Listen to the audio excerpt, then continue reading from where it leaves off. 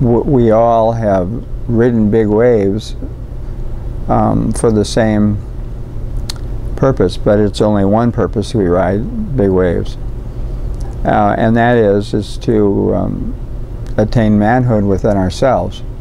I think Fred Van Dyke probably put it better than any one of the big wave pioneers did, and that was when he suggested that all men are latent homosexuals. And I think he felt he was, and so he figured everyone else must be too, because he didn't want to be the only one.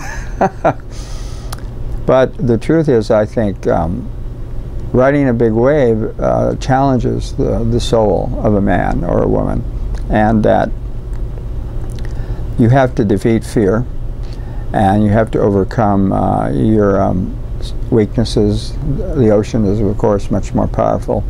It has the last word. There's no question. And there are, of course, limits where wisdom enters the equation, and that is also part of becoming a man or a woman, adult woman.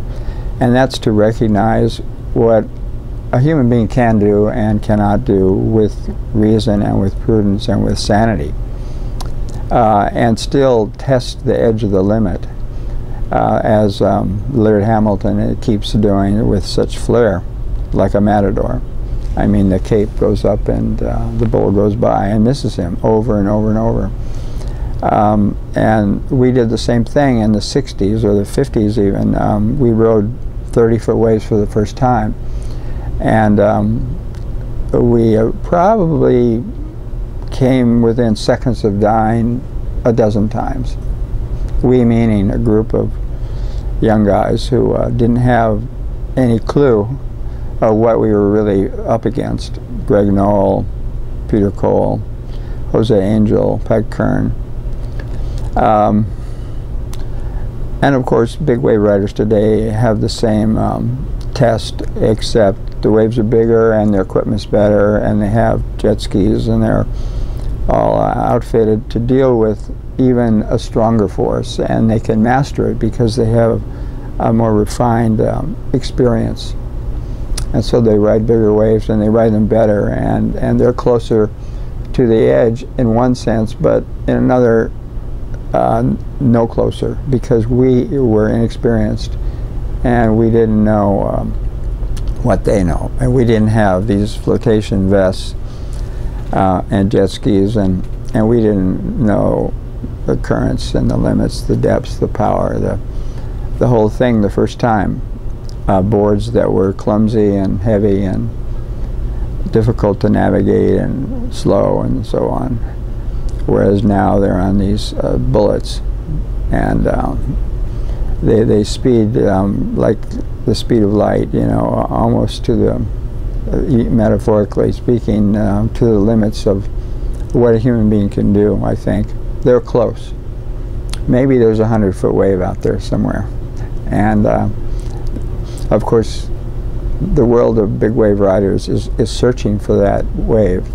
Everyone wants, all of them, I mean, there's maybe 100, want to be the first to ride a 100-foot wave.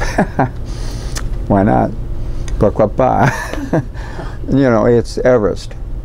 Yeah. And you know, it's the ultimate, and you know, it's not just because it's there, is what Hillary said. It's because man or woman, I think mostly men, because they're more insecure, yeah, have a need to prove something to themselves about their power or lack of it. They use surfing to, you put it as a rite of passage. I think that's the idea, you know, to gain confidence in life, to identify themselves to themselves, to find out who they are. This experience of coming face to face with a power that can kill you, you know, you see that in human society and many other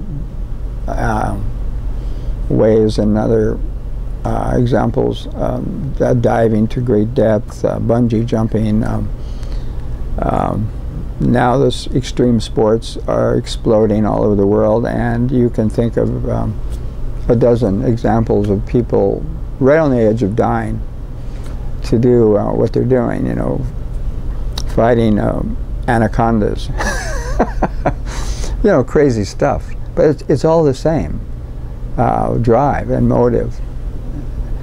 And it's philosophically enriching to put yourself in that position, because you do find out a lot about who you are.